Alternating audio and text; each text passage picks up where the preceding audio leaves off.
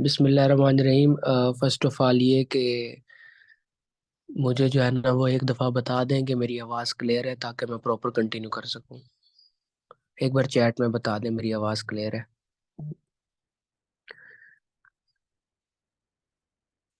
ठीक है। अच्छा, मैं जो है ना वो बता रहा था कि लास्ट जो हमारा टॉपिक था वो ट्रेंड्स और ट्रेंड लाइंस के ऊपर था, जहाँ पे हमने क्या डिस्कशन की थी। हमने डिस्कशन की थी कि बेसिकली मार्केट जो है वो किन किन डायरेक्शन में मूव करती है और किस डायरेक्शन में हमें मार्केट के अंदर इन होना चाहिए और किस डायरेक्शन में मार्केट से आउट होना चाहिए। उसको लेके जो है मैंने ग्रुप के अंदर रिकॉर्डिंग भी शेयर कर दी थी। आज जो हमारा टॉपिक है वो है स्पोर्ट रेजिस्टेंस को लेके।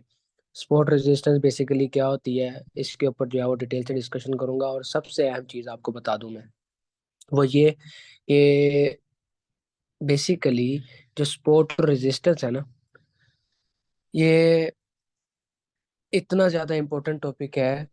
मैं समझता हूँ कि अगर आपको इस चीज़ का कंसेप्ट क्लियर हो जाता है ना स्पोर्ट रेजिस्टेंस को लेके, और अगर आप इसको रियल मार्केट के अंदर आइडेंटिफाई कर लेते हो, तो 50% ट्रेडिंग आपको समझ आ गई है। ठीक है। स्पोर्ट रेजिस्टेंस में आप अगर मैं सादा लफ्जों में बताऊं तो इस टाइम मार्केट के अंदर बहुत सारी स्ट्रेटजीज चल रही हैं। कोई किस स्ट्रेटजी पे काम कर रहा है, कोई किस स्ट्रेटजी पे काम कर रहा है, हर किसी की अपनी डिफरेंट जो है वो स्ट्रेटजीज है। ठीक है। लेकिन स्पोर्ट रेजिस्टेंस जो है वो सभी इस्तेमाल करते हैं, सभी जो है वो इसका यूज करते हैं। इसका अगर हमें पता है, अगर हम सही तरीके से इसको यूज कर रहे हैं, तो हमें 50% मार्केट की प्रिडिक्शन मिल जाती है। 50 to 80% भी कह सकते हो कि हमें ऑलमोस्ट जो है वो मार्केट की प्रिडिक्शन मिल जाती है कि आगे मार्केट की मूवमेंट क्या होगी, मैंने कौन सी ट्रेड लेनी है, कब लेनी है, कहाँ लेनी है। हमें सारा कुछ हमारे सामने जो है वो आ जाता होता है और हमारे लिए आसानी हो जाती है ट्रेड लेने में, ताकि हम प्रॉफिट कर सके। सिंपल यही रूल होता है ना, कि हमें जो है वो पता चल जाए कि मार्केट की मूवमेंट क्या होगी। जब हमें पता होगा मार्केट की मूवमेंट क्या है, हम तो ऑलरेडी प्रॉफिट में होंगे ना। ऐसे ही होता है ना। तो बेसिकली टेक्निकल एनालिसिस के अंदर मेरी नज़र में जो सबसे अहम पॉइंट है वो है सपोर्ट रेजिस्टेंस।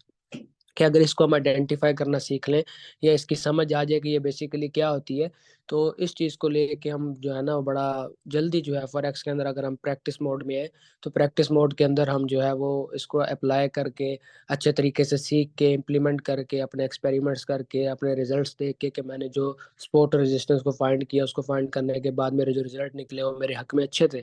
तो ऐसी कंडीशन में जाहिर सी बात है कि आपको खुद के ऊपर बिलीव आएगा। आप जब रियल मार्केट के अंदर मूव करोगे तो अच्छे प्रॉफिट्स अर्न करोगे। ये ऐसे ही होता है, ट्रेडिंग में ऐसे ही होता है कि आप सीखते हो, प्रैक्टिस करते हो, देन उसको रियल मार्केट के अंदर अप्लाई करते हो। फिर उसके मुताबिक आपको या तो प्रॉफिट्स होते हैं, लॉस होते हैं। प्रॉफिट लॉस बिजनेस का हिस्सा है, लेकिन बिना सीखे तो लॉस ही लॉस है ना, प्रॉफिट वाला फिर चांस ही नहीं है। लेकिन अगर सीख रहे हैं, प्रैक्टिस कर रहे हैं, और यही होता है ना, इसीलिए तो आज यहाँ पे हैं, ताकि सीख लें, फिर प्रैक्टिस करें और फिर आगे जो है और रियल मार्केट में अप्लाई करके कंटिन्यू करें अपनी चीज़ों को। तो मैं जो है वो, अब मेरी आवाज़ क्लियर है? एक भाई कह रहे हैं आवाज़ नहीं आ रही।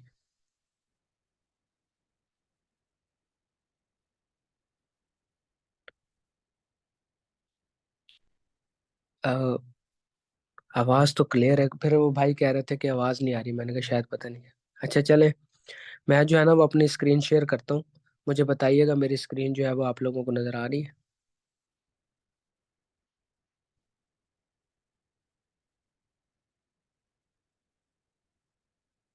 स्क्रीन नज़र आ रही है आपको?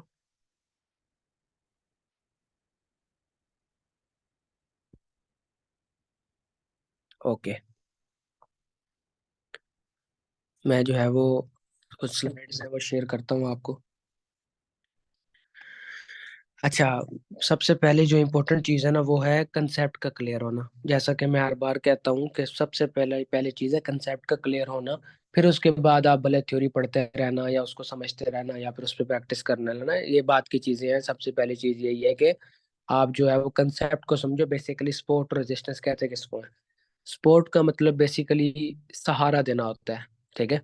सहारा देना होता है, किसी को जो है वो ऊपर उठाना होता है, इस चीज को जो है वो स्पोर्ट कहते हैं। यानी कि हम रियल लाइफ के अंदर भी देखें तो स्पोर्ट, हम जब किसी को सपोर्ट करते हैं तो इसका मतलब हम उसको हेल्प आउट कर रहे होते हैं किसी काम को करने में, या फिर उसको आगे ग्रो करने में उसकी हेल्प आउट करते हैं, तो इस चीज को सपोर्ट कहते हैं।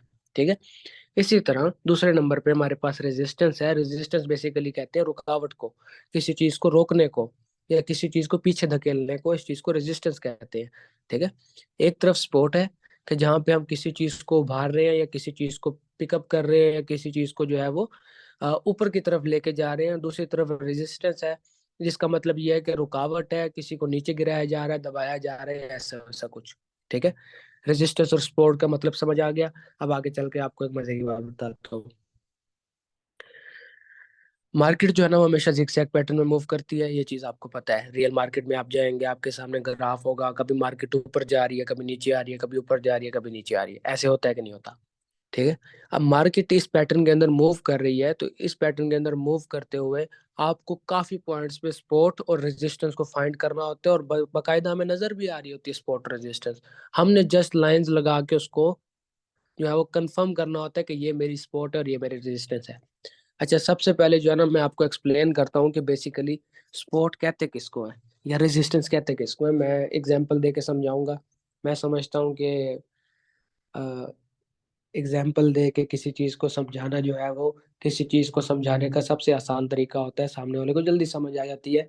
अगर आप कुरान के अंदर भी देखें तो अल्लाह ताला भी जो है वो ज्यादातर चीजें एग्जाम्पल दे के समझाते हैं, फिर वो चीजें हमें जो है वो जल्दी समझ आ जाती होती है। तो एग्जाम्पल दे के समझाना अच्छा तरीका है। तो एग्जाम्पल मैं यही देना चाहूंगा बेसिकली कि देखें, एक फॉर एग्जाम्पल मैं इस टाइम एक रूम के अंदर हूँ। ठीक है। इस रूम में मेरे पास मेरे पाँव के नीचे जो है वो एक फर्श है, और मेरे सर के ऊपर जो है वो एक छत है। ठीक है। अब मेरे हाथ में जो है ना वो एक बॉल है। ठीक है। कोई भी बॉल कर लो, वो जो क्रिकेट में खेलते हैं हार्ड बॉल कर लो या कुछ भी कर लो। ठीक है। मेरे पास एक बॉल है। अब मैं क्या करता हूँ, मैं बॉल को जोर से जमीन पे फेंकता हूँ। ठीक है। वो बॉल मैक्सिमम कितना नीचे जाएगी? बॉल मैक्सिमम कितना नीचे जाएगी? वो जाएगी मैक्सिमम फर्श तक। फर्श को टकरा के वापस ऊपर आएगी, फिर दोबारा नीचे जाएगी। ठीक है।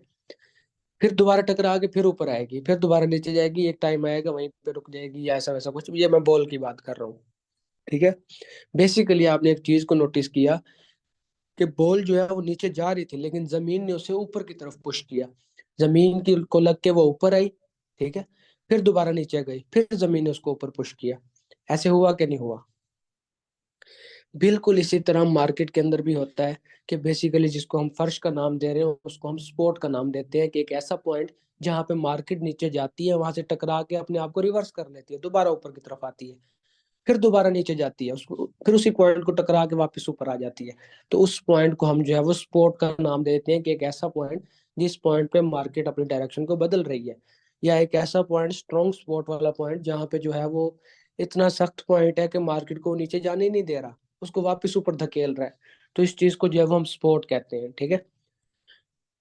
नेक्स्ट जो है दूसरे नंबर पे हमारे पास आ गया रेजिस्टेंस। रेजिस्टेंस की एग्जांपल ये है कि फॉर एग्जांपल मेरे पास जो है वो वही सेम बॉल है, और मैं उसको जोर से ऊपर की तरफ फेंकता हूँ। ऊपर की तरफ फेंका, वो मैक्सिमम कितना ऊंचा जाएगा? वो बॉल जो है वो मैक्सिमम कितना ऊंचा जाएगा? वो मैक्सिमम छत तक जाएगा, छत को टकरा के वापस नीचे आ जाएगा। ऐसे होगा नहीं होगा?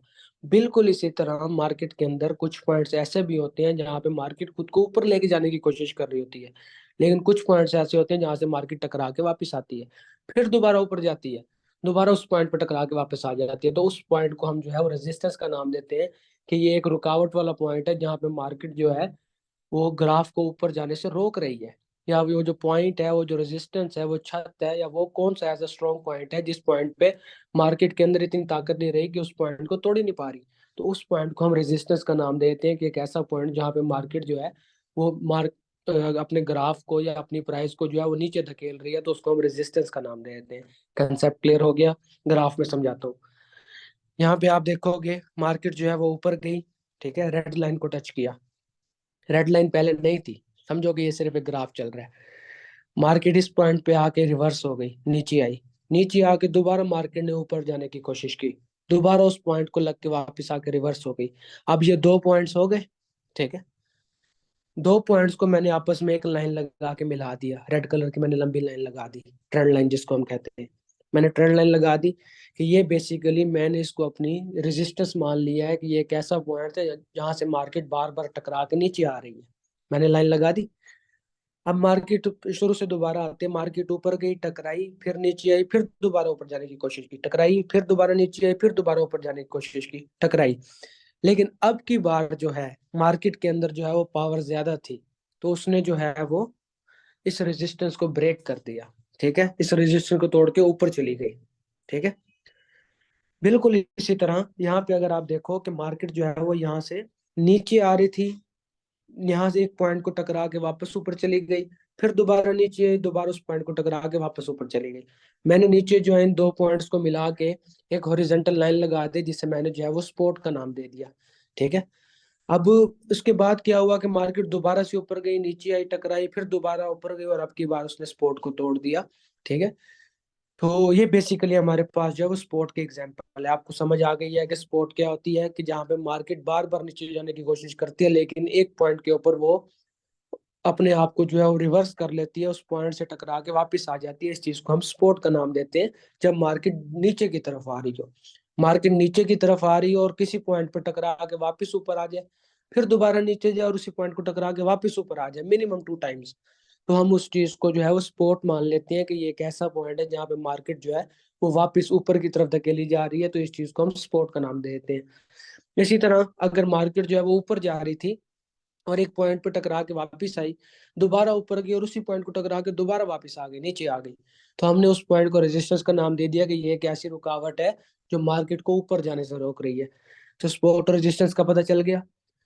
अब ना आपको एक एग्जांपल देता हूँ।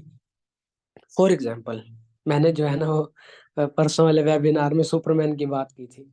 अच्छा, फॉर एग्जाम्पल आपको जो है वो सुपरमैन का पता है कि सुपरमैन के अंदर क्या पावर्स होती हैं, वो बड़ा स्ट्रॉन्ग बंदा होता है और वो जो है वो दीवारें भी तोड़ के निकल जाते हैं और कुछ भी कर लेता है। फॉर एग्जाम्पल के हम इस टाइम जो है वो खुद सुपरमैन है, और मैं या आप या किसी की भी एग्जांपल ले लें, कोई सुपरमैन है, तो एक बिल्डिंग के अंदर है। उस बिल्डिंग के अंदर यूं समझ लो कि तकरीबन 30 के करीब माले हैं, यानी कि स्टोरीज हैं, यानी कि फ्लोर्स हैं। ठीक है, अब उनमें से जो है ना वो किसी भी दूसरे तीसरे माले के एक रूम के अंदर खड़ा है। ठीक है, सुपरमैन। अब उसने जो है ना पूरी ताकत लगा के ना ऊपर उड़ा है, और उसने जो है ना छत को तोड़ा। ठीक है, छत को तोड़ के ऊपर वाले फ्लोर पे पहुंच गया। अब ऊपर वाले फ्लोर पे जब वो ऊपर वाले रूम में पहुंचा, तो उसकी जो छत थी, जो पहले जो छत उसने तोड़ी थी, जो उसको ऊपर छत नजर आ रही थी, वो असल में ऊपर वाले फ्लोर पे जाके वो फर्श बन गई। ऐसे हुआ कि नहीं हुआ? यानी कि जो हमारी छत है वो ऊपर वाले फ्लोर का फर्श होता है, ऐसे होता है ना? आपको समझ आ रही है ना बात की?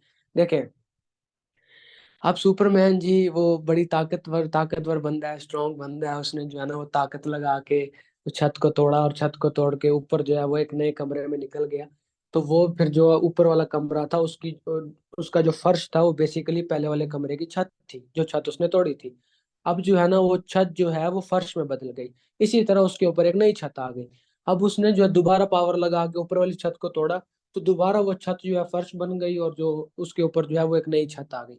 ठीक है, इसी तरह मार्केट के अंदर भी होता है कि जब जब कोई पावरफुल जो है ना वो मूव आती है मार्केट के अंदर, तो मार्केट जो है वो अपनी सपोर्ट या रेजिस्टेंस को तोड़ देती है। ठीक है, यहाँ पे मैं एग्जांपल दे रहा था रेजिस्टेंस की, याद है? तो रेजिस्टेंस यहाँ पे मार्केट बार बार एक पॉइंट को टकरा के आ रही थी।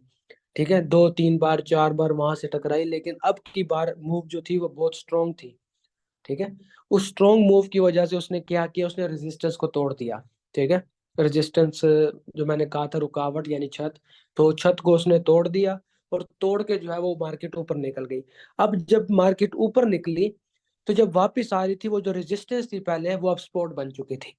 ठीक है, अब की बार वो जो लाइन थी, वो जो रेड लाइन थी, वो ग्रीन लाइन में बदल के सपोर्ट बन गई। हमने जो लाइंस लगाई थी, रेड कलर की लाइन से हमने रेजिस्टेंस को शो किया, ग्रीन कलर की लाइन से हमने सपोर्ट को शो किया। वो लाइन जो रेड कलर की थी, वो रजिस्टर्स को क्रॉस करने के बाद वो लाइन ग्रीन कलर में यानी स्पॉट में बदल गई। उसके बाद क्या हुआ कि अब ये लाइन जो है ये मार्केट को नीचे आने से रोकेगी। पहले ये मार्केट को ऊपर नहीं जाने दे रही थी। ठीक है, अब जब मार्केट ऊपर चली गई, अब ये उसको नीचे नहीं आने देगी। इस चीज को जो है वो हम कहते हैं रेजिस्टेंस बिकम सपोर्ट, RBS। ठीक है, कि पहले एक ऐसा पॉइंट था जहां रेजिस्टेंस ही मार्केट बार बार वहां से टकरा के वापस आ रही थी, मार्केट जब उस पॉइंट को तोड़ के गई, तो उस पॉइंट को सपोर्ट में बदल गई। ठीक है, वो जो रेजिस्टेंस सपोर्ट में बदली है उसको हम कहते हैं रेजिस्टेंस बिकम सपोर्ट। इसी तरह मार्केट ने आगे सपोर्ट बनाई, मार्केट ऊपर गई और एक पॉइंट के ऊपर बार बार टकरा के नीचे आने की कोशिश कर रही थी, लेकिन सपोर्ट की वजह से नीचे आ नहीं रही थी। ठीक है। लेकिन एक मूव ऐसी है जिस मूव के अंदर मार्केट ने जो है वो सपोर्ट को तोड़ा और नीचे निकल गई। अब की बार मार्केट ऊपर आने की कोशिश कर रही है। ठीक है। लेकिन वो जो सपोर्ट थी वो रेजिस्टेंस में बदल गई। ठीक है। जो स्पोर्ट पहले मार्केट को नीचे नहीं आने दे रही थी, अब जब मार्केट वहां से नीचे आ गई तो अब वो जगह उसको ऊपर नहीं जाने दे रही, तो वो जो है वो रेजिस्टेंस में बदल गई, यानी कि रुकावट में बदल गई। पहले वो मार्केट को ऊपर उठा रही थी, अब वो मार्केट को नीचे गिरा रही है। तो इस चीज को हम कहते हैं स्पोर्ट बिकम रेजिस्टेंस, SBR। ठीक है। पहले था RBS, अब SBR, यानी कि कुछ पॉइंट्स ऐसे होते हैं जहाँ पे सपोर्ट रेजिस्टेंस में बदल जाती है और कुछ पॉइंट ऐसे होते हैं जहाँ पे रेजिस्टेंस जो है वो सपोर्ट में बदल जाती है। तो यहाँ पे आप देखोगे पहले यहाँ पे सपोर्ट थी, मार्केट यहाँ से टकरा रही थी, बार बार ऊपर जा रही थी, तोड़ के मार्केट को नीचे आ गई। ठीक है। इस अपने ट्रेंड लाइन को तोड़ के नीचे आ गई, अपनी सपोर्ट को तोड़ दिया, तो ये सपोर्ट जो है वो रेजिस्टेंस में बदल गई।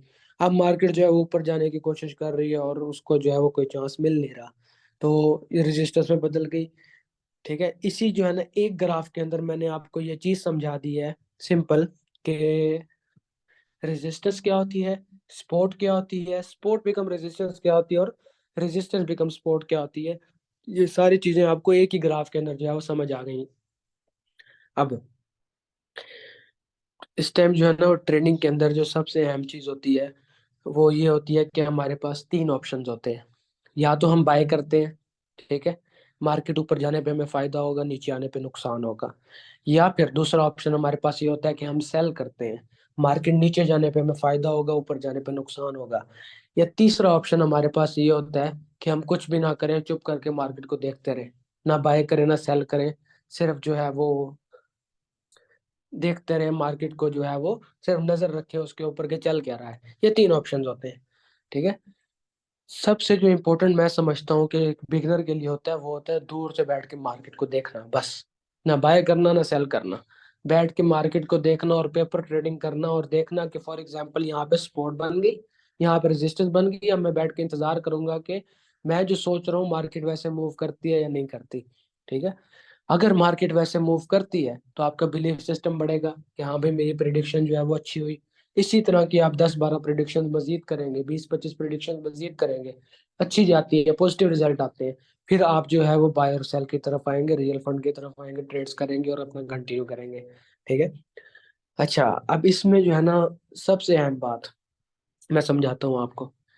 यहाँ पे आप देखोगे कि रेजिस्टेंस के अंदर आपने एक चीज देखी कि मार्केट एक पॉइंट पे टकरा के बार बार जो है वो नीचे की तरफ आ रही थी, रेजिस्टेंस उसको नीचे की तरफ धकेल रही थी। एक पॉइंट ऐसा आया, हमने लाइन लगाई हुई थी कि एक पॉइंट ऐसा आया, मार्केट ने इतनी जो है वो स्ट्रॉन्ग मूव दी है कि उसने जो है वो उस रेजिस्टेंस को तोड़ दिया। ठीक है। मार्केट जो है वो ऊपर चली गई, ऊपर जाके वापस नीचे आई। ठीक है। अब वो रेजिस्टेंस सपोर्ट में बदल चुकी थी। अब जैसे ही वो सपोर्ट को टकरा के ऊपर की तरफ जाने लगेगी, ये मेरा बाय का पॉइंट होगा कि इस पॉइंट पे मैंने बाय करना है। ठीक है। इस पॉइंट पे मैंने बाय की ट्रेड लगानी है, क्योंकि मुझे अब कंफर्म हो चुका है इसके बाद मार्केट ने ऊपर ही जाना है। क्यों? क्योंकि वो जो रेजिस्टेंस है अब वो सपोर्ट बन चुकी है, और वो सपोर्ट हमेशा मार्केट को ऊपर धकेलेगी। आपने देखा मार्केट ऊपर चली गई और ऊपर ही मूव करती रही। अब इसी तरह मार्केट जो है वो नीचे आने की कोशिश कर रही है, सपोर्ट जो है वो उसे नीचे आने नहीं दे रही। लेकिन अब की बार मार्केट ने स्ट्रॉन्ग मूव दिया, उसने सपोर्ट को तोड़ दिया। ठीक है। सपोर्ट को जैसे ही तोड़ा, अब तो रेजिस्टेंस बन गया। मार्केट जब ऊपर वापस आई ना और लाइन को ऐसे टच की, तो इस पॉइंट पे मेरे पास सेल की ट्रेड है कि यहाँ से मुझे पता है कि मार्केट ने अब नीचे ही जाना है। और अगर आप आगे देखो तो मार्केट टकरा टकरा के नीचे चली गई, ये हमारे पास सेल का पॉइंट है। ठीक है। जब भी सपोर्ट ब्रेक होगी आपके पास बाय का चांस है, जब भी सॉरी जब भी रेजिस्टेंस ब्रेक होगी आपके पास बाय का चांस है, जब भी सपोर्ट ब्रेक होगी आपके पास सेल का चांस है। इसी को ही जो है वो प्रिडिक्शन कहते हैं कि आप सपोर्ट और रेजिस्टेंस के बेस पे प्रिडिक्ट कर लो कि आगे मार्केट की मूवमेंट क्या होगी, और किस पॉइंट पे आपने बाय करना है और किस पॉइंट पे आपने सेल करना है। ये बेसिक चीज है, इंपॉर्टेंट चीज है। मैक्सिमम ट्रेडर्स इसको लाजमी यूज करते हैं अपने एनालिसिस के अंदर, भले उनके पास हजारों और तरीके हों, इस तरीके को हर ट्रेडर इस्तेमाल करता है स्पोर्ट और रेजिस्टेंस को देख के, कि मार्केट की ये सपोर्ट है, मार्केट की ये रेजिस्टेंस है, ये ब्रेक होगी तो मेरा फायदा है, अदरवाइज मैं चुप करके मार्केट को बैठ के देखूंगा। ठीक है। अच्छा, ये जो सपोर्ट और रेजिस्टेंस आपको नजर आ रही है ना, ये है हॉरिजॉन्टल।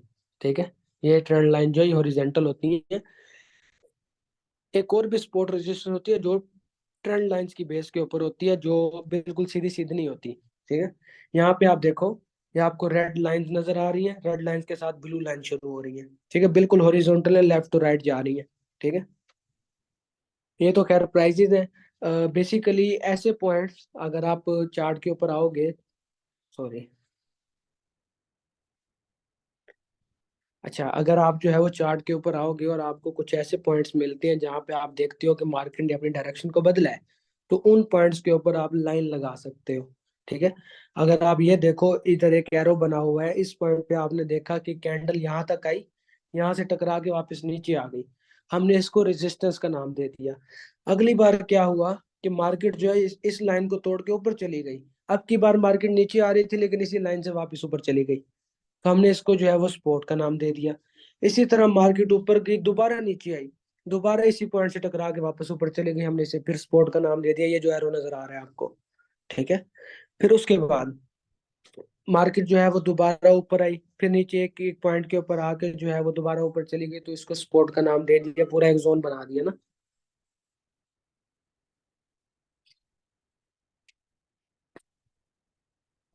पूरा जो है वो एक जोन बना हुआ है। बेसिकली जो ट्रेंड लाइन होती है वो लाइन इसलिए होती है कि जरूरी नहीं कि उसी लाइन के इर्द गिर्द मार्केट मूव नहीं करेगी। वो लाइन असल में एक एरिया होती है, कम से कम मैं समझता हूँ कि 2 सेंटीमीटर या 3 सेंटीमीटर आप माइंड में रखें कि इतना एरिया होता है जिसके अंदर तक मार्केट मूव करके नीचे आ सकती है या मार्केट ब्रेक करके ऊपर जा सकती है। जोन भी माइंड में रखने होते हैं, लेकिन फिलहाल वो जरूरी नहीं है। फिलहाल जो है वो आप ट्रेंड लाइंस की बेस के ऊपर जो है वो स्पॉट रेजिस्टेंस को फाइंड करें। अब यहाँ पे जो है ना, आप एक चीज देखो कि मार्केट जो है वो अपना लो भी बना रही है, हाई भी बना रही है, और ओवरऑल अगर आप देखोगे तो मार्केट जो है वो अपना अप ट्रेंड बना रही है। मैंने कल लास्ट वाले वेबिनार में बताया था कि बेसिकली जब हम दो लाइंस लगाते हैं, मार्केट के हायर पॉइंट्स को मिलाते हैं और मार्केट के लोअर पॉइंट्स को मिलाते हैं, तो उनको मिला के जो है, उनको मिला के हमें जो है वो एक ट्रेंड का पता चलता है, हमें पता चल जाता है मार्केट की डायरेक्शन ऊपर की तरफ है या नीचे की तरफ है। अब यहाँ पे ना मार्केट के दो हाईज को और दो लोज को मिलाया गया तो हमें पता चला कि मार्केट की डायरेक्शन जो है वो ऊपर की तरफ है। तो ये जो दो लाइंस मैंने लगाई हैं, अच्छा मुझे बता दे, मेरी आवाज क्लियर है और स्क्रीन नजर आ रही है?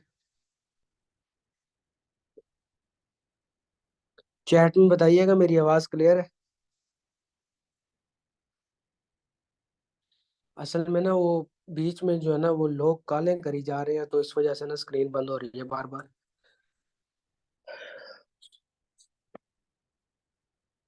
अच्छा, बेसिकली ये हॉरिजेंटल जो है ना, पहले तो हमने स्पॉट रेजिस्टेंस हॉरिजेंटली देखी कि हॉरिजेंटल लेवल पे जो है स्पॉट रेजिस्टेंस काम कर रही थी। अब की बात ट्रेंड लाइंस की बेस पे है। अब ये जो दो ट्रेंड लाइंस आपको नजर आई हैं, ये दो ट्रेंड लाइंस बेसिकली हमें ये इंडिकेट कर रही हैं कि मार्केट की डायरेक्शन ऊपर की तरफ है। और दूसरे नंबर पे, यार ये बीच में कॉल्स करते हैं ना, ये बड़ा गुस्सा आता है। तो उनको पता भी है इस टाइम वेबिनार चल रहा है फिर भी।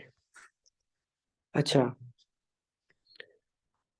यहाँ पे जो है ना, अभी मुझे फिर भूल जाता है टॉपिक। सिंपल है, दो लाइंस लगी हुई हैं, दो लाइंस से हमें ये पता चला मार्केट की डायरेक्शन ऊपर की तरफ है। और इसके अलावा ये जो दो लाइंस आपको नजर आ रही हैं ऊपर और नीचे, जिसे हमने ट्रेंड लाइन का नाम दिया, जब हम मार्केट के हाईज को मिलाते हैं और मार्केट के लोस को मिलाते हैं, तो इनको मिलाने के बाद हमें जो चीज मिलती है वो ये है कि हम ऊपर वाली लाइन को रेजिस्टेंस का नाम दे देते हैं और नीचे वाली लाइन को जो है वो सपोर्ट का नाम दे देते हैं। ठीक है। एक मिनट में वेबिनार जो है ना, मैं माइक बंद कर रहा हूँ।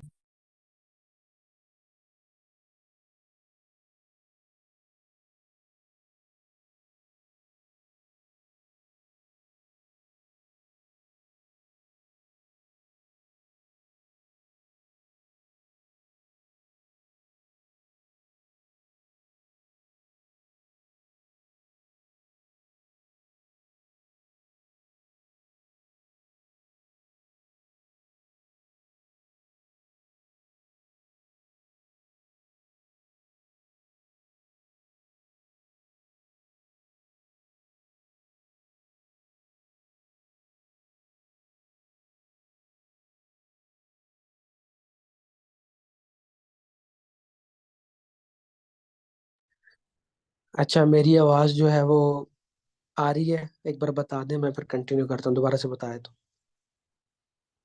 ओके।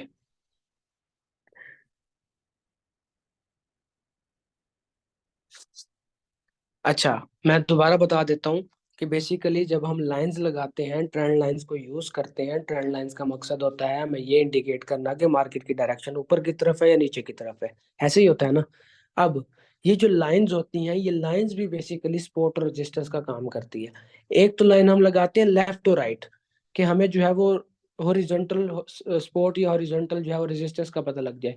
एक लाइन जो है वो ट्रेंड लाइन होती है। जब मार्केट जिगजैग पैटर्न मूव कर रही होती है तो जिगजैग पैटर्न के अंदर भी हम सपोर्ट और रेजिस्टेंस को जो है वो आइडेंटिफाई कर सकते हैं। अगर आप ऊपर वाली लाइन देखो और नीचे वाली लाइन देखो, तो यहाँ पे आपको एक चीज नजर आएगी कि मार्केट इन्हीं पॉइंट्स को टकरा के नीचे आ रही थी। ठीक है, नीचे जा रही थी या ऊपर जा रही थी, इन्हीं लाइंस के अंदर अंदर जो है वो मार्केट मूव कर रही है। अब ऊपर वाली लाइन को हम कंसिडर कर लेते हैं कि ये हमारे पास रेजिस्टेंस है, एक ऐसा पॉइंट जो मार्केट को नीचे फेंक रहा है। और नीचे वाले पॉइंट को हम जो है नीचे वाली लाइन को कंसीडर कर लेते हैं सपोर्ट, जो एक ऐसा पॉइंट जो मार्केट को ऊपर धकेल रहा है। ठीक है।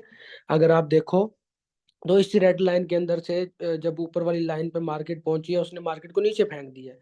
फिर जब मार्केट नीचे आई तो इसी रेड लाइन को टकरा के मार्केट ऊपर चली गई। ऐसे ही मार्केट मूव कर रही थी ना। अब जैसा कि मैंने बताया कि कोई भी ऐसा पॉइंट जिस पॉइंट पे मार्केट जो है वो अपने रेजिस्टेंस को तोड़ती है या अपने सपोर्ट को तोड़ती है, तो वो हमारे लिए एक बेहतरीन मौका होता है ट्रेड लेने का। अगर मार्केट ने अपनी सपोर्ट को तोड़ा है तो हम सेल की ट्रेड लेंगे, मार्केट ने अपने रेजिस्टेंस को तोड़ा है तो हम जो है वो बाई की ट्रेड लेंगे। अब यहाँ पे आप देखो मार्केट मूव कर रही थी और मार्केट ने जो है वो नीचे वाली लाइन को ब्रेक किया।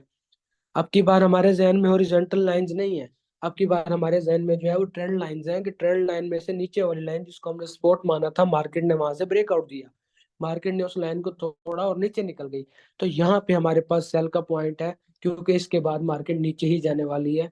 क्यों? क्योंकि अब जो ये सपोर्ट है ये रेजिस्टेंस बन चुकी है। मार्केट जब भी इस पॉइंट पे वापस आने की कोशिश करेगी, ये रेजिस्टेंस जो है वो उसको नीचे धकेल देगी। तो हमारे पास अच्छा खासा सेल का पॉइंट होगा जहाँ पे हम सेल के ट्रेड लेंगे। ठीक है, इसके अलावा आगे चलते हैं। यहाँ पे अगर हॉरिजॉन्टल लाइंस का देखा जाए या बड़े ग्राफ के ऊपर इस चीज को देखा जाए, तो ये जो ग्रीन सर्कल्स आपको नजर आ रहे हैं, ये दो, ये बेसिकली सपोर्ट को जाहिर कर रहे हैं। और ये जो दो रेड सर्कल है ये बेसिकली रेजिस्टेंस को जाहिर कर रहे हैं। एक ही लाइन लगी हुई है, एक ही लाइन में आप देखोगे कि किस तरह सपोर्ट जो है वो रेजिस्टेंस में बदली है। सपोर्ट बिकम रेजिस्टेंस, आपको कंसेप्ट पता होगा। यहाँ पे आपने देखा मार्केट पहले नीचे आई, शुरू शुरू में अगर आप देखो मार्केट नीचे आई और एक पॉइंट को, एक लाइन को जो है वो टकरा के, एक जोन को टकरा के मार्केट जो है वो ऊपर की तरफ चली गई। मार्केट ने एक अच्छा खासा बाउंस दिया, उसके बाद मार्केट दोबारा नीचे की तरफ आई। अब नीचे की तरफ आई तो इसने जो है वो इसी लाइन से टकराई और दोबारा ऊपर चली गई। तो हमने दो बार टकराई तो हमने इसको स्पोर्ट का नाम दे दिया, क्योंकि हमें पता था अब हमारे पास ये स्पोर्ट बन चुकी हुई है। ये एक ऐसा पॉइंट है जिसके अंदर जो है वो मार्केट अगर इसको ब्रेक करती है तो हमारे पास सेल की ट्रेड, अगर मार्केट इससे बाउंस बैक करती है तो हमारे पास बाई की ट्रेड है। साफ नजर आ रहा है। अब क्या हुआ, मार्केट जो है ना वो अगली बार फुल प्रेशर के साथ नीचे आई और अच्छी जो है ना वो हाई मोमेंटम के साथ जो है वो कैंडल्स बनाई। और एक ही कैंडल के अंदर मार्केट ने जो है वो उसको ब्रेक कर दिया। जो स्पॉट बनी हुई थी उस स्पॉट को तोड़ के मार्केट नीचे निकल गई। अब मार्केट बाउंस बैक करके ऊपर की तरफ आती है। अब यही स्पॉट जो है वो रेजिस्टेंस पे बदल चुकी है। अब ये उसको ऊपर नहीं जाने दे रही। ये यहाँ से इसको दोबारा नीचे फेंकती है, दोबारा ऊपर आने की कोशिश करती है, दोबारा नीचे फेंक देती है। इसी तरह अगर मार्केट दोबारा इस पॉइंट पे आएगी तो मैं यहाँ पे सेल की ट्रेड ले सकता हूँ, क्योंकि अगर मार्केट ने इस पॉइंट को ब्रेक ना किया तो मुझे सेल में फायदा है। अगर मार्केट इस लाइन को ब्रेक कर देती है, इस रेजिस्टेंस को ब्रेक कर देती है, तो फिर मेरे पास बाई की ट्रेड है, क्योंकि मुझे पता है कि ये जो है वो एक स्ट्रॉन्ग जो है वो रेजिस्टेंस बन चुकी हुई है। या तो मार्केट इसको तोड़ नहीं पाएगी और मार्केट जो है वो नीचे नीचे जाती रहेगी। अगर मार्केट इसको तोड़ देती है तो फिर मार्केट नीचे नहीं आ सकेगी, मार्केट ऊपर ही जाएगी। तो इस तरीके से जो है ना हम प्रिडिक्ट करके अपने ट्रेड्स ले सकते हैं। ये काफी सारे पॉइंट्स अगर आप ओरिजेंटली देखें और एरिया को समझने की कोशिश करें, एरिया बेसिकली इतना होता है। एक होती है ट्रेंड लाइन, सिर्फ एक लाइन लगा देना। एरिया होता है पूरा एक ब्लॉक बनाना। ठीक है, वो ब्लॉक के अंदर अंदर जो है ना वो कहीं पे भी मार्केट अपनी डायरेक्शन को बदल सकती है। तो जरूरी नहीं कि सेम लाइन के ऊपर ही आके मार्केट रुकेगी तो हम समझेंगे कि ये स्पोर्ट है। ठीक है, पूरा एरिया होता है, उस एरिया के अंदर अंदर जो है ना हम उसको स्पोर्ट या रेजिस्टेंस काउंट करते हैं।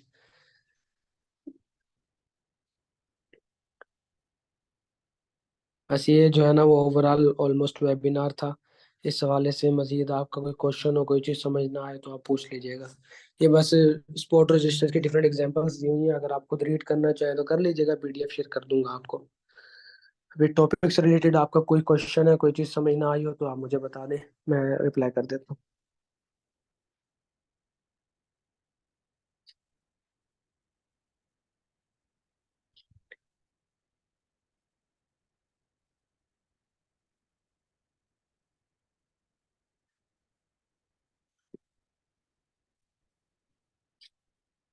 अच्छा, जब मार्केट ब्रेक करे तो नेक्स्ट कौन सी कैंडल का वेट करना है, रेड और ग्रीन, जिससे मार्केट ट्रेंड चेंज करेगी?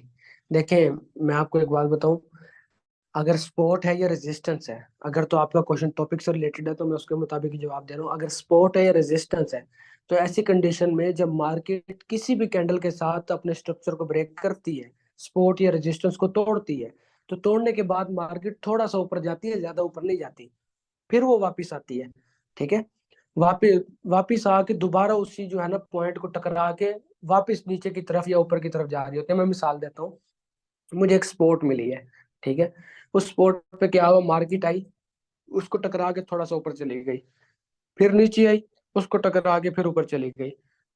अब की बार जो है ना उसने उस लाइन को तोड़ दिया, स्पोर्ट को तोड़ दिया। अब वो स्पोर्ट क्या बनी, रेजिस्टेंस बन गई। अब जैसे ही उसको तोड़ा उसने और तोड़ने के बाद नीचे गई, नीचे जाने के बाद दोबारा वो ऊपर आएगी, वो ज्यादा नीचे नहीं जाएगी। न्यूज के टाइम पे जा सकती है ज्यादा नीचे, लेकिन नॉर्मली जो है वो ज्यादा नीचे नहीं जाएगी। वो दोबारा वापस घूम के जो है वो ऊपर आएगी, उसी पॉइंट के ऊपर जिसको जो अब रेजिस्टेंस में बदल चुकी है। वो उस रेजिस्टेंस को टकरा के दोबारा जो नीचे जाएगी तो वो ज्यादा ज्यादा दूर तक जाएगी। मैं क्या वेट करूंगा, मैं वेट करूंगा कि मार्केट ने जैसे सपोर्ट को तोड़ के सपोर्ट को रेजिस्टेंस में बदला, मार्केट जब दोबारा ऊपर गई रेजिस्टेंस को टच करने, और टच करके अभी वो वापस की तरफ आने लगी है, तो वहां पे मेरा सेल का पॉइंट होगा, क्योंकि वहां पे मुझे 90% कंफर्म होगा कि मार्केट नीचे आ रही है। अब मार्केट ने नीचे आना है। बीच में कोई न्यूज आ जाए तो कुछ भी हो सकता है, लेकिन फिर भी नॉर्मली जो है, नॉर्मल डेज के अंदर अगर बात की जाए तो मार्केट ऐसे मूव करती है कि ऐसा पॉइंट जहाँ पे जो है वो हमें पता चल गया कि सपोर्ट या रेजिस्टेंस टूट गई है, उसके बाद हम कंफर्मेशन के लिए वेट करते हैं कि मार्केट जो है वो वापस घूम के अपनी सपोर्ट या रेजिस्टेंस पे आए, तो फिर वहां से जो है मैं बाय या सेल के ट्रेड लूंगा।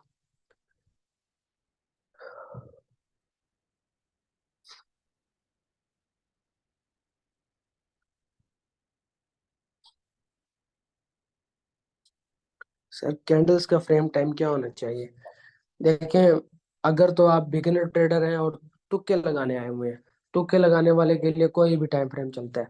लेकिन अगर आपने प्रॉपर एनालिसिस करना है और सपोर्ट रेजिस्टेंस को लेकर एनालिसिस करना है, तो फिर आप 15 मिनट या इससे बड़े बड़े जो बड़े टाइम फ्रेम वाले ग्राफ्स हैं उनके ऊपर ही कीजिएगा। छोटे टाइम फ्रेम पे इसका कोई फायदा नहीं होता।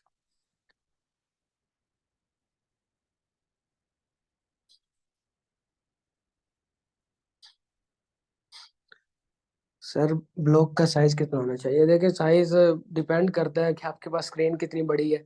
अगर तो मोबाइल के ऊपर बात करें तो मैं समझता हूँ कि 2 सेंटीमीटर तो हो कम से कम।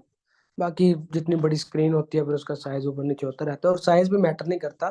बेसिकली मैटर ये करता है कि हम खुद अपनी तरफ से कोई भी एक्स्ट्रा एक्स्ट्रा एरिया रख लेते हैं कंफर्मेशन के लिए, कि इस एरिया के अंदर मार्केट खुद को रिवर्स करती है तो ठीक है, नहीं तो मैं जो है वो इसको सपोर्ट या रेजिस्टेंस नहीं मानूंगा या ऐसा वैसा कुछ। ठीक है, अपनी मर्जी का ब्लॉक साइज भी रख सकते हो, कोई मसला नहीं है।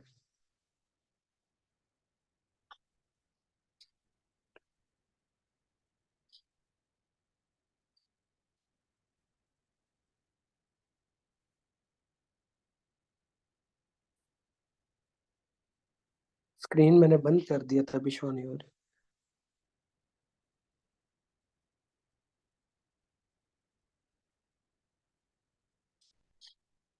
जी जी, बिल्कुल बिल्कुल, एक शख्स ने क्वेश्चन किया, वलीद भाई ने, लेकिन सर कुछ ट्रेड्स में मार्केट ब्रेक करके रीटेस्ट फेक ब्रेकआउट करके दोबारा अपने ट्रेंड में आ जाती है।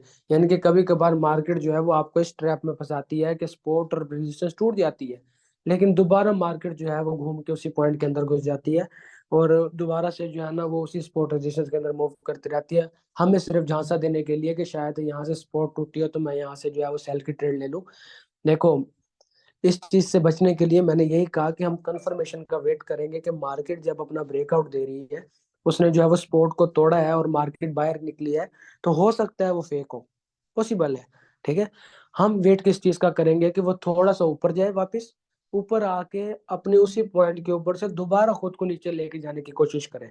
जिस स्पॉट को उसने तोड़ा या जिस रेजिस्टेंस को उसने तोड़ा, उसको दोबारा टच करके जब वापस आने लगे तो हम कहेंगे कि ये हमारे पास एंट्री पॉइंट है, हम यहाँ से एंट्री लेंगे। फिर हमें बिलीव हो जाएगा ये ब्रेकआउट नहीं है, फेक ब्रेकआउट नहीं है, ये असली वाला ब्रेकआउट था। ठीक है। तो कंफर्मेशन मस्ट होती है।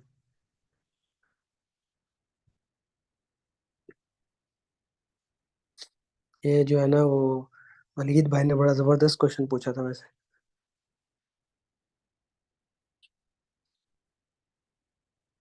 सर रियल मार्केट और डेमो सेम है? जी बिल्कुल सेम होती है, सब कुछ सेम होता है, बस पैसे नकली होते हैं। सर पानी पी लें आपका सांस फूल गया है। भाई कुछ नहीं होता। असल में सांस इसलिए नहीं फूलता कि मैं बोल रहा होता हूँ, असल में मेरी आदत है कि मैं चल फिर के वेबिनार करता हूँ। मेरा रूम कोई 1 किलोमीटर बड़ा रूम है, तो फिर उसके अंदर जो है ना मैं पैदल चलता फिरता रहता हूँ और वेबिनार करता रहता हूँ। ऐसे एक्टिव रहता हूँ मैं।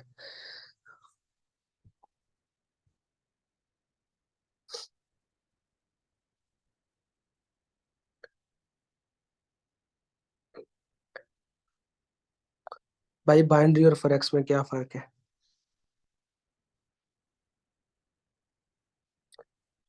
देखिए सिंपल है, मार्केट ऑलमोस्ट सेम होती है, लेकिन बाइनरी के अंदर टाइम ट्रेड होती है मेरे ख्याल से, कि आप जो है वो टाइम के लिहाज से ट्रेड करते हो। फॉरेक्स में टाइम ट्रेड नहीं होती, इसमें आप अपनी मर्जी से ट्रेड लगाते हो, अपनी मर्जी से ट्रेड को क्लोज करते हो। यही डिफरेंस है बस।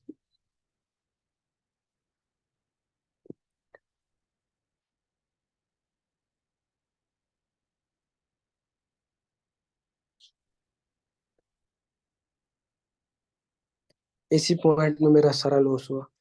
ये बेसिकली ना देखो, इस टाइम जो है ना मार्केट के अंदर बहुत बड़े बड़े बैंक्स बैठे हुए हैं।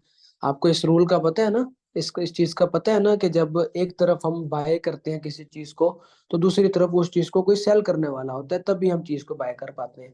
और जब हमें बाय के अंदर लॉस होता है तो दूसरी तरफ सेल वाले को फायदा होता है। पता है ना इस बात का? तो इसी तरह जो है ना वो मार्केट में बड़े बड़े इंस्टीट्यूशन हैं, बड़े बड़े बैंक्स हैं, वर्ल्ड बैंक्स हैं, बड़े बड़े जो है ना वो लिक्विडिटी प्रोवाइडर्स बैठे हुए हैं, जो अप जिनके पास बहुत बड़ी बड़ी अमाउंट है, जिनको जो है ना वो मार्केट की फिशेज या मार्केट की वेल्स कहते हैं। ठीक है। ये वो लोग होते हैं जिनके पास बहुत बड़ा फंड होता है, और वो एक बार फंड को जो है वो इंटर करते हैं तो मार्केट जो है वो थोड़ी देर के लिए अपनी डायरेक्शन को उनके मुताबिक कर देती है। ठीक है। तो वो इस तरह करते हैं कि वो देखते हैं कि मेजोरिटी ने जो है वो मेजोरिटी किस तरह जो है वो मार्केट को कहाँ लेके जा रही है। ठीक है। तो वो क्या करते हैं, उसके ऑपोजिट में जो है ना वो अपना पैसा डाल देते हैं। तो इससे क्या होता है कि लोगों को लगता है कि मार्केट की डायरेक्शन बदली है, लेकिन वो असल में उनका थोड़ा सा जो है ना वो कंट्रीब्यूशन होता है मार्केट को चेंज करने का, ताकि लोग झांसे में आके अपनी गलत ट्रेड्स ले लें और उनके लॉस से उनको फायदा हो जाए। ठीक है। तो इस तरह जो है ना वो ट्रैप्स होते हैं, तो इन ट्रैप से बचने के लिए कंफर्मेशन।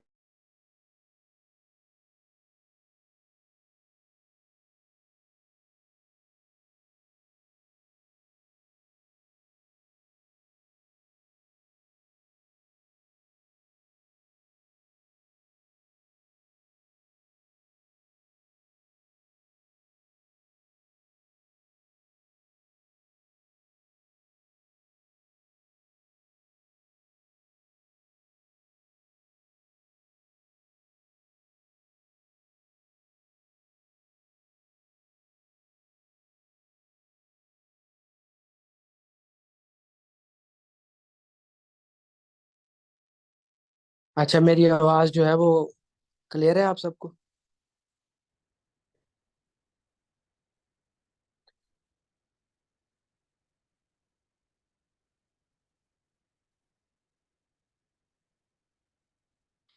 सेम ही होता है मिस्टर किंग भाई, सेम ही होता है।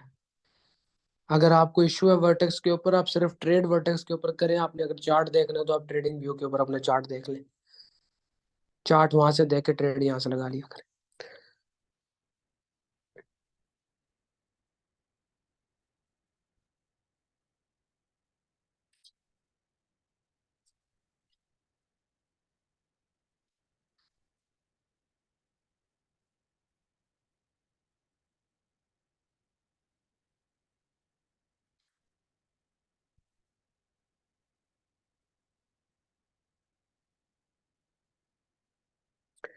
मोहम्मद सुफियान भाई, आपका सारा क्वेश्चन पढ़ा है मैंने। फर्स्ट ऑफ ऑल तो जब रेजिस्टेंस का लेवल ब्रेक होता है ना, तो वहां पे हमारे पास बाय की ट्रेड होती है। ठीक है। तो वहां से जो है ना मार्केट बाय जाने के चांसेस होते हैं। लेकिन उसके लिए कंफर्मेशन करनी होती है कि हम जो है वो कंफर्म कर लेंगे कि मार्केट दोबारा वापस आके उसी जोन में तो नहीं मूव करने लग जाती, या फिर जो है वो अपनी उसी जो है वो सपोर्ट जो हमने रेजिस्टेंस थी वो रेजिस्टेंस को जो है वो कंसिडर करते हुए वहां पे जो है मार्केट टकरा के वापस ऊपर चली जाती है, तो वहां से जो है ना वो हम बाय की ट्रेड ही लेंगे। चाहे मार्केट जो है वो 3 बार आगे टकराए, 4 बार आगे टकराए स्पॉट रेजिस्टेंस को, इससे फर्क नहीं पड़ता। अगर स्पॉट रेजिस्टेंस में से कुछ भी ब्रेक होता है तो हमें चौकन्ने हो जाना है और हमने कंफर्मेशन का वेट करना है। कैसे कंफर्मेशन मिलती है, हमने बाय या सेल की ट्रेड ले लेनी है, सिंपल।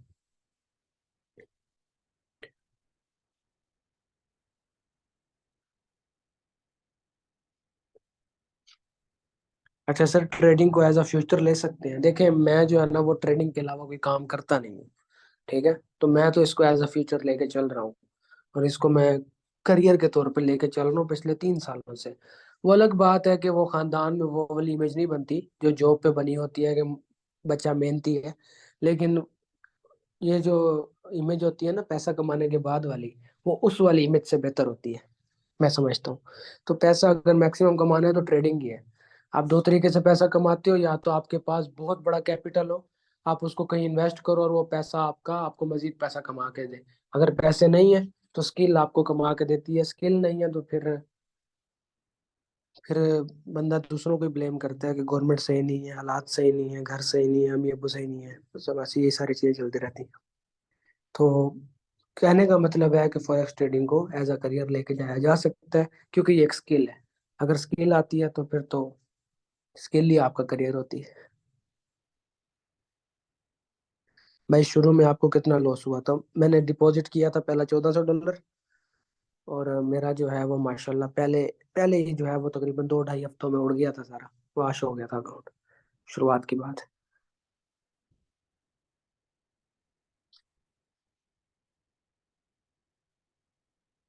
सर, आप टिकटॉक बहुत अच्छी बनाते हैं। ऐसे ही समझ लें भाई, वो बस वीडियोस बनाई होती हैं तो वो आगे खुद ही एडिट करके देते रहते हैं।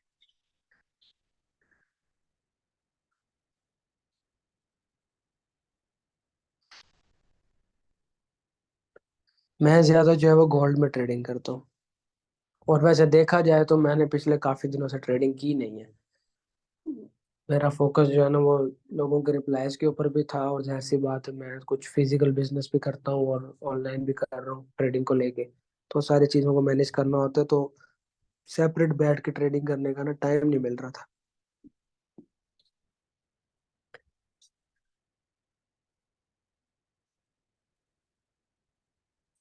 मुझे हर दोस्त कहता है कि हराम है, छोड़ दो। क्या जवाब दूं इनको गालियों के अलावा? देखो भाई साहब, हलाल हराम को लेके ना पहले तो एज अ मुस्लिम, अगर हम मुसलमान हैं तो एज अ मुस्लिम हमारी पहली जिम्मेदारी ये है कि फर्क नहीं पड़ता हम गरीब हैं, घर में खाने को कुछ है या नहीं है। तो ये सारी चीजें सेकंड नंबर पे आती हैं। फर्स्ट प्रायोरिटी हमारी यही होती है कि हम किसी भी काम को करने लगने से पहले इस चीज को कंफर्म कर लें कि वो हमारे लिए हलाल है या हराम है। अगर हमें कंफर्म है कि वो हलाल है, फिर हम उसको कंटिन्यू करें। अगर हमें थोड़ा सा भी शक है कि कहीं ये हराम ना हो, तो फिर वो शुकूक में रहना नहीं चाहिए बंदे को। हम्म। वो फिर उसके बीच में जो है ना वो कोई भी आगे कोई भी बात कर देगा, और वो उसका जो है ना डिस्ट्रैक्शन आ जाएगी उसके माइंड में, या तो पीछे हट जाएगा, या फिर तंग आके जो है फिर उसी के अंदर कामयाब होकर दिखाएगा, तो जिदबाजी वाला सीन हो जाता है। जब एक चीज कंफर्म हो तो कंफर्मेशन के अंदर जो है वो आप रिलैक्स होते हो, कोई कुछ भी कहे आपको उससे फर्क नहीं पड़ता होता। ठीक है। तो मुझे काफी लोग कह रहे होते हैं हराम है हलाल है, मुझे तो 1% फर्क नहीं पड़ता। रीजन ये है कि उनके पास लॉजिक्स नहीं है एक्सप्लेन करने के लिए जो इस तरह बात कर रहे हैं। मैं हमेशा उनसे लॉजिक पूछता हूँ कि मुझे बताओ किस तरह हराम है, ताकि मैं ये बता सकूं किस तरह हलाल है। ठीक है। तो आप उनसे क्वेश्चन करें। सवाल का सबसे बेहतरीन जवाब ये होता है कि बदले में सवाल पूछ लिया जाए। ठीक है। तो आप सामने वाले से दोबारा सवाल पूछ लो कि मुझे बताओ किस तरह हराम है, वो ताकि आपको एक्सप्लेन करे इस तरह हराम है। फिर आप डिटेल के साथ उसको एक्सप्लेन करो कि किस तरह हलाल है। अब किस तरह हलाल है मैं आपको बताता हूँ, सिंपल। नंबर वन पॉइंट कि यहाँ पे जो है बेसिकली उन चीजों के ऊपर काम होता है जो हलाल काउंट होती हैं। करेंसीज हलाल काउंट होती हैं, गोल्ड हलाल काउंट होता है, क्रूड ऑयल हलाल काउंट होता है। अगर आप उन चीजों के अंदर जो है वो इन्वेस्टमेंट्स करते हो, उन चीजों के शेयर्स को बाय करते हो, या उन चीजों में ट्रेडिंग करते हो जो हराम है, जैसे शराब की कंपनियों के शेयर्स, या पोर्नोग्राफी के शेयर्स, या पता नहीं और भी बहुत सारी चीजें, ठीक है, जो हराम में काउंट होती हैं, तो अगर आप उनमें ट्रेड करोगे फिर तो हराम है, ठीक है, फिर तो टोटली हराम है। इसके अलावा हमेशा जो ट्रेड होती है वो ऑपोजिट करेंसी में करना हलाल होता है, अदरवाइज जो है वो मतलब कि वो हराम काउंट होता है अगर दोनों तरफ सेम करेंसी हो तो। मिसाल देता हूँ, मैं एक्सचेंज की दुकान पे गया, मैंने कहा रुपया ले लो बदले में रियाल दे दो, मैं सऊदी अरब जा रहा हूँ, ठीक है, मैंने रुपया दिया, उसने रियाल दे दिए, मैं सऊदीया से वापस आया, मैंने रियाल दिए, बदले में रुपया आ गए। एक करेंसी के बदले दूसरी करेंसी के एक्सचेंज को जो है वो हलाल काउंट करते हैं, ये चीज हलाल है, ठीक है। अब अगर मैं जाता हूँ मार्केट के अंदर और कहता हूँ कि यार मुझे जो है ना वो 1,000 रुपए की ना नोटों की कॉपी चाहिए, जो मतलब कि 1,000 रुपये हो, चाहे 10-10 के नोट हो, चाहे 20-20 के नोट हो, नए नोट जो होते हैं, मुझे 1,000 रुपए की चाहिए। वो कहते हैं 1,000 रुपए की कॉपी मिलेगी, 1,000 रुपये होगा इसके अंदर, लेकिन मिलेगी वो आपको 1,500 की।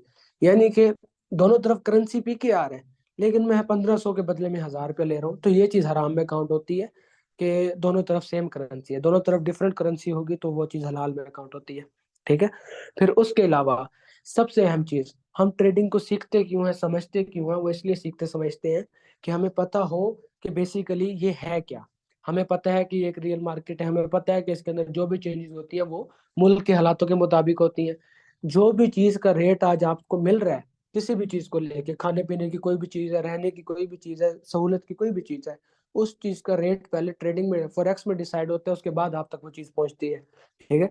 अब वहां पे जो रेट डिसाइड हो गया, उस रेट के मुताबिक आपको हर जगह पे गोल्ड भी उसी रेट पे मिलेगा, आपको जो है वो उसी रेट के मुताबिक आपको पेट्रोल भी मिलेगा, सारी चीजें क्यों, मार्केट के अंदर पहले डिसाइड हो रहा है कि ऑयल की प्राइस क्या होगी, गोल्ड की प्राइस क्या होगी, फलानी करेंसी की प्राइस क्या होगी, सारी बात डिसाइड हो रही है। ये चीजें हमें कब पता चलती है, जब हम इसको सीख रहे हैं। हमें इस चीज का पता है कि हमें जो है वो एक एक चीज की रीजन का पता है कि अगर मार्केट का ग्राफ ऊपर गया तो क्यों गया है। इसलिए गया है कि बायर ज्यादा है। मैं नया नया था, मुझे तो ये बस गेम लगती थी कि रंग बिरंगी सी कोई गेम है कि ग्रीन या रेड कलर में हमने ये जाना, वो या तो बाय का बटन दबा देना या सेल का बटन दबा देना, ठीक है। तो इस तरीके से ट्रेड करना कि आपको तुक्के लगाने पड़ जाए, आपको समझ बूझ नहीं है और आप तुक्के लगा रहे हो और ये सोच के कर रहे हो कि तुक्का लग गया, अगर प्रॉफिट हुआ तो अच्छी बात, ना हुआ तो देखी जाएगी, अल्लाह मालिक। तो ऐसी कंडीशन में ये चीज हराम काउंट होती है, क्योंकि ये चीज जुए की शक्ल में आ जाती है, गैम्बलिंग की शक्ल में आ जाती है, या सट्टेबाजी की शक्ल में आ जाती है।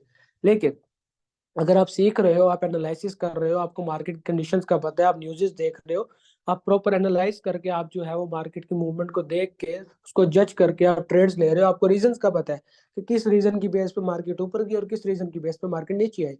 अभी एक बंदे ने सवाल पूछा मेरे से कि वो मार्केट फेक ब्रेकआउट देती है, मैंने उसके पीछे रीजन बताई वो फेक ब्रेकआउट क्यों होता है। क्योंकि बैंक्स जो है वो बड़ी बड़ी वेल अपना पैसा डाल के फेक मूवमेंट शो करवाती है। मुझे रीजन पता थी ना, अब मुझे रीजन ना पता होती और मैं तुक्का मार देता कि यहाँ पे चलो सेल करके देख लेता हूँ, यहाँ पे चलो बाय करके देख लेता हूँ, ये चीज गलत है। सीखा इसलिए जा रहा है ताकि आप सीख के इस चीज को जो है वो प्रॉपर बिजनेस की तरह लेके चलो, हलाल तरीके से लेके चलो, ठीक है।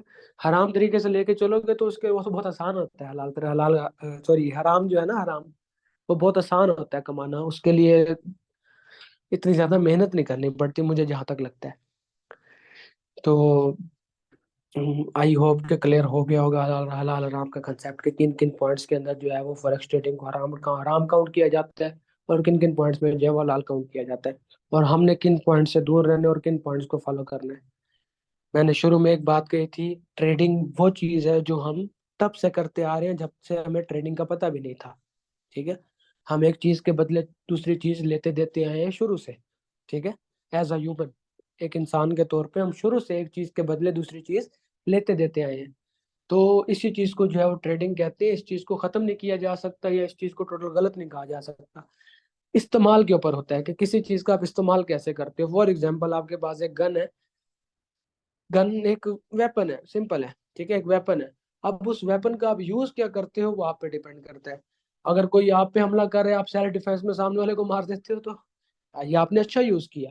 अगर आप किसी पे हमला कर दे तो बिला वजह अपना बदला लेने के लिए आपने गलत यूज किया। इसमें कसूर उस पिस्टल का नहीं है या उस वेपन का नहीं है, इसमें कसूर आपके फैसले का है कि आप किस चीज को किस नजरिए से देखते हो, सिंपल, ठीक है। इस्तेमाल मैटर करता है। मुझे एक एग्जांपल दी थी एक बंदे ने, बड़ी जबरदस्त एग्जांपल थी।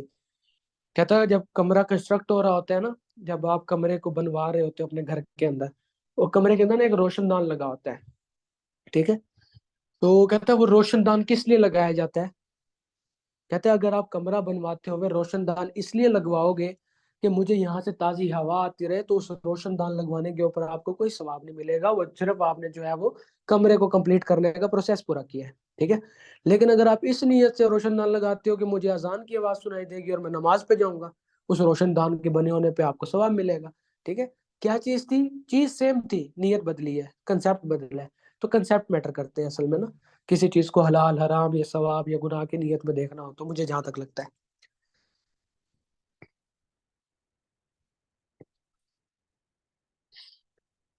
अच्छा, आज जो है ना वो काफी लंबा हो गया वेबिनार।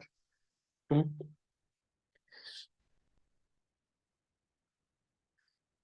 मैंने $14 से स्टार्ट नहीं किया था, $1400 से स्टार्ट किया था।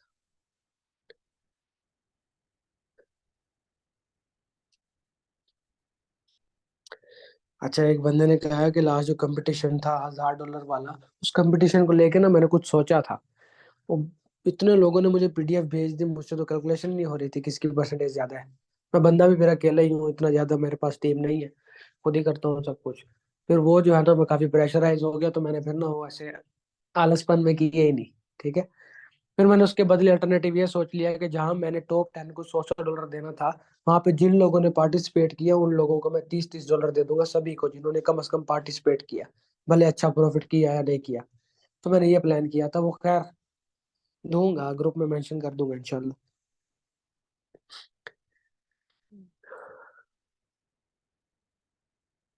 8 बजे क्लास दे दिया करें। अच्छा, 8 बजे बेसिकली ना मेरे ही जूम को यूज करते हुए, जो मेरा जूम का अकाउंट है उसको यूज करते हुए 8 बजे कोई और क्लास दे रहा होता है, ठीक है।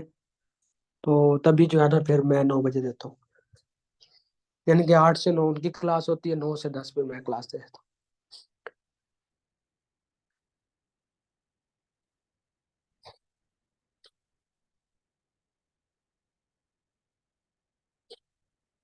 मजीद किसी का कोई सवाल है तो ठीक है।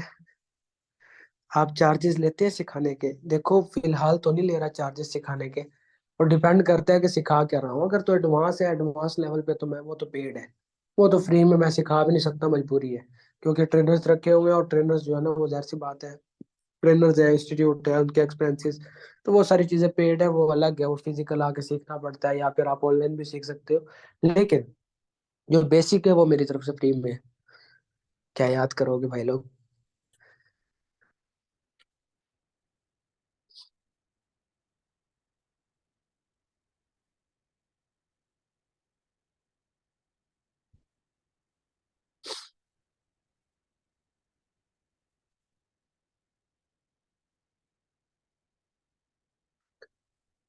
चले ठीक है, आज वेबिनार एंड करते हैं, काफी लंबा वेबिनार हो गया। एक एक करके ना, एक एक करके फिर सारे लेफ्ट करते जा रहे हैं।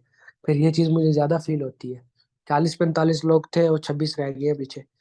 फिर इसलिए मैं कहता हूँ टाइम सेंड कर देता हूँ वेबिनार, नहीं तो फिर आवाम को नींद आने लग जाती है, या फिर वो आवाम का ये माइंडसेट बन जाता है कि बंदा बोलता बहुत है, तो अगली बार वेबिनार में आना ही नहीं है। तो फिर इस चीज से बचने के लिए मैं वेबिनार जल्दी एंड करने की कोशिश करता हूँ।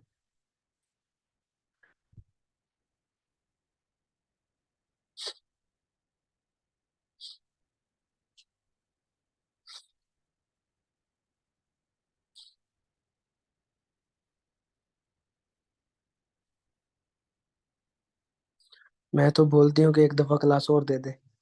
सही कह रही हैं आप। अभी थोड़ी देर पहले मुझे भी कह रहा था भाई पानी पी ले, सांस फूल गया। तो अभी क्लास एंड करके मैंने पानी पीना है। मैं तो चाह रहा हूँ जल्दी क्लास एंड हो जाए।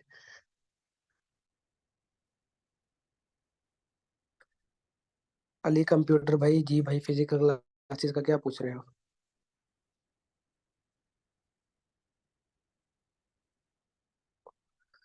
अल्ताफ भाई, आप एक अमाउंट बता दें कि आप एक मंथ में कितना अर्न कर लेते हैं। यार ये सवाल ना पूछो, ये सवाल ना पूछो, इसका जवाब मेरे पास नहीं है।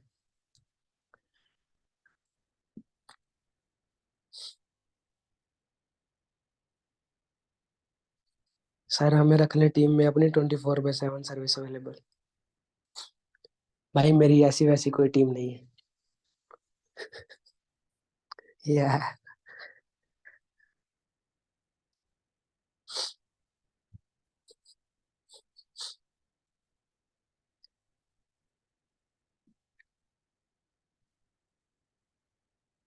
मेरी एज 23 साल है यार। देखो मेरी पर्सनल लाइफ के ऊपर क्यों आ रहे हो? मैं ये पूछ रहा हूँ कि टॉपिक से रिलेटेड कोई क्वेश्चन है तो पूछ लेने, तो मैं वेबिनार रन करता हूँ, सिंपल।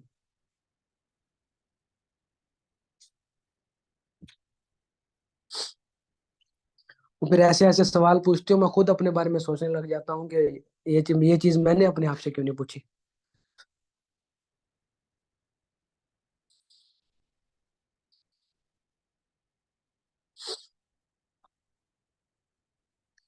मेरा सिग्नल ग्रुप है।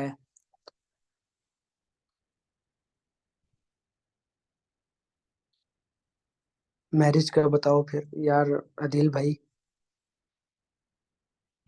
खुदा खौफी करो भाई, खुदा खौफी। ऐसी बातें कर रहे हैं।